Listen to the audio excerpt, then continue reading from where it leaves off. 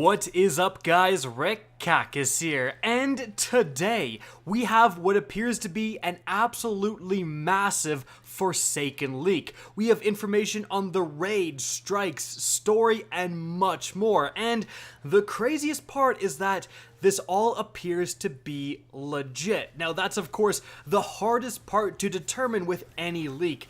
Are these actually going to be legitimate pieces of information, or is someone just making everything up? But this was a leak for Forsaken that got placed on Reddit, and as you can see, it was 6 days ago, and it contains stuff that was just spoiled today. For example, and the best example here, the leaker claims that Gambit will have its own ranking system, Infamy. Again, this just came out today with the Bungie weekly update, and that, along with several other cases of information coming out today being said in this leak, does really seem to indicate that this is a legitimate leak. And so obviously, spoilers ahead, let's get started.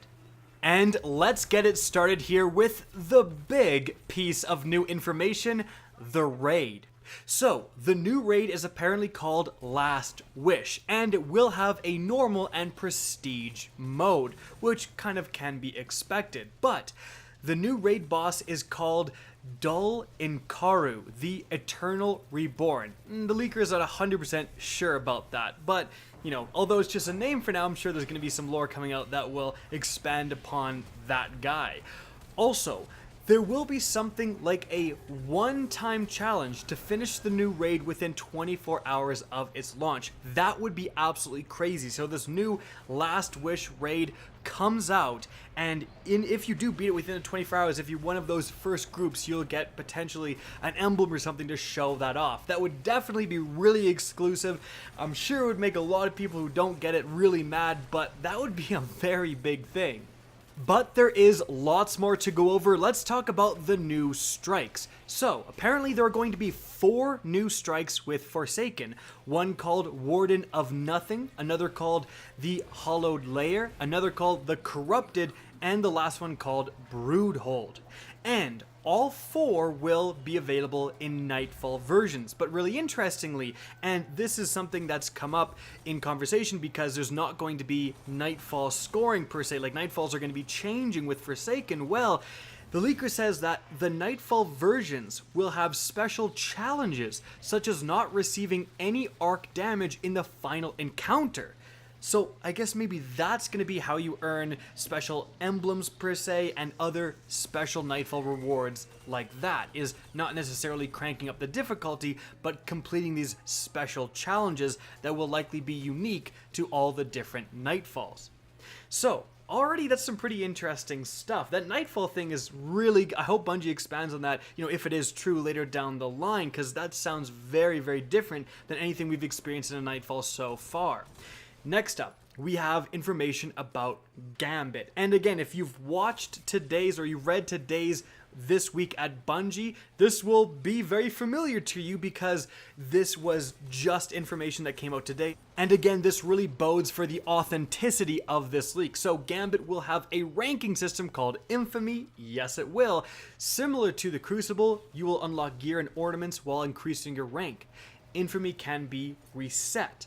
The highest Infamy rank seems to be level 15, but we now know it's actually still going to be the different ranks of heroic, fabled, whatever, but there's going to be different tiers to those rankings to give more rewards, and that's where that level 15 kind of makes sense. And also, Hawthorne will have a new clan engram for Gambit. Alright, so moving on from there, we have new information on Masterwork cores. So, something again that was confirmed today is that weekly clan milestones let you receive a Masterwork core if you have the appropriate clan perk, if you've leveled up your clan enough to receive that. Also, there is a chance of obtaining a Masterwork core with a boss kill. Very interesting change. Lastly, Masterwork cores can be purchased. I don't know where and for which currency. That's a very big change. If it's for legendary shards, for example, I mean, we're going to be swimming in Masterwork cores. It's going to be really interesting to see what currency is actually going to get you Masterwork cores, because they are a pretty valuable item. Next up, and this is one of the most interesting parts of this entire leak here, is apparently there's going to be a dungeon separate from the raid. So there's going to be a dungeon called the Shattered Throne. Multiple activities will take place in this dungeon, and at some other part of the game, we will receive an unpurified version of an armor set called Reverie Dawn, which we can purify through different activities within this Shattered Throne dungeon. That's crazy. Like a whole new activity, a whole new dungeon area that you can try to go and do these challenges within this area and purify your armor. Now that actually sounds really similar to what we're doing right now with the Solstice of Heroes, is not necessarily purifying our armor set, but upgrading it by doing several different activities, right? So it looks like those things kind of mesh together. Someone came up with an idea to do this, to have a set of armor that would get better and better for completing challenges, and implemented it both for the upcoming Forsaken with apparently this Shattered Throne dungeon, but also right now for Solstice of Heroes. Moving on from there, we have some information about good old Petravenge. So, Petravenge returns as a new NPC, probably at the Reef, and she offers special bounties with certain goals such as completing all of them within 1 week. Pretty interesting. Moving on from there, and this is more stuff that was confirmed today, we have a stronger clan focus. So, examples would be milestones and goals, such as completing raids, strikes, nightfalls, crucible matches, and escalation protocols together with your clanmates. And some of them require even a full 6-player clan fireteam, such as the completion of the Last Wish raid.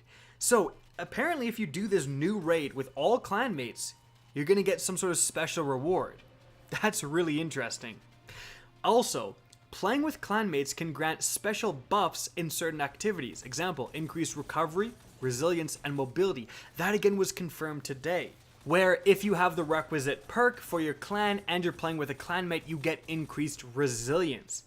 Moving on from there, we have some information on the Ace of Spades, an exotic from Destiny 1. Definitely seems to be returning in Destiny 2, and it's kind of the main promotional weapon for the Forsaken expansion. We see it all the time in posters and so on. So apparently, there is a mission where we will have to reclaim the Ace of Spades back from Aldrin. Good. Hopefully we kill him multiple times, step on his face and all that stuff, because screw that guy.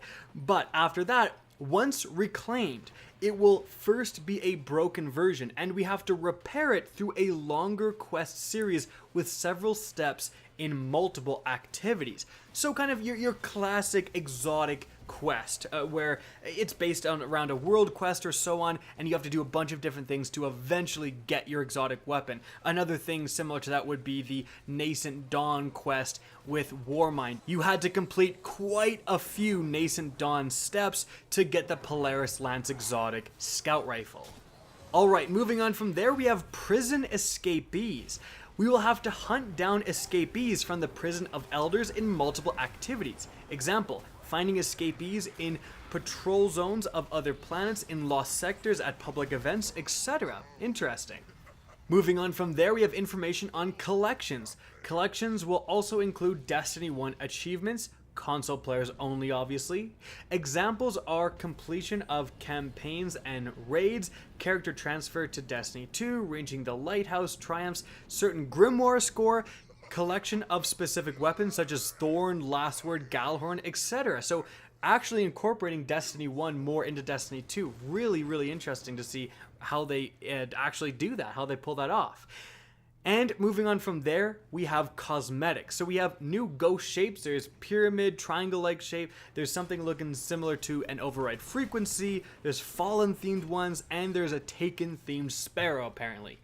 But after that, the last thing we're going to go over here with this leak is story information. So it says, this is the last part, probably the most interesting for most of you. It is a rough summary, and I'm also not 100% certain here, but the following is what I got from the story. So again, massive spoiler warnings. If you don't want to know what happens in the story, turn away now. Well, here we go. Aldrin thinks his sister, Queen Mara, is still alive. He thinks she is trapped by the Techian Ilion in the Dreaming City. In order to save her, she is telling him in his visions to open the gates of the Dreaming City. he somehow allies with the prisoners in the Prison of Elders in order to achieve this goal, while trying to regain control of the prison alongside with Petrevenge. Cade 6 dies, obviously. After Aldrin succeeded to open the gate to the Dreaming City, he immediately gets killed by a creature, but the gate remains open. It is now Petrovenge's duty to protect the city, in which all awoken secrets and treasures are kept, and we will help her achieve this goal. And so, guys, that is a lot of information to unpack. Definitely the things I'm interested in is the new raid is obviously going to be absolutely awesome. Very glad they're already planning to implement a prestige mode right away. I mean, we didn't have that for the Eater of Worlds for the longest time, so it seems to be a good thing that they have, normal and prestige coming with this brand new raid. Also, this new dungeon, I'm really interested in that. What is that all about? And will there be exclusive weapons in there as well? How big will it be? I got a lot of questions, but more content is always good. And so, guys, that is it for the video. I hope you enjoyed and found this informative. If you did, please remember to help me out by simply rating and especially sharing this video. If you guys want to see more Destiny 2 content similar to this, don't be afraid to slap that subscribe button. And if you guys want to get in touch with me and keep up to date with the latest channel activity, the best way is to follow me on Twitter at RickCacus. That's linked in the description down below, as is my Twitch channel, which you can also follow. Again, I hope you enjoyed the video, and as always, have a good day.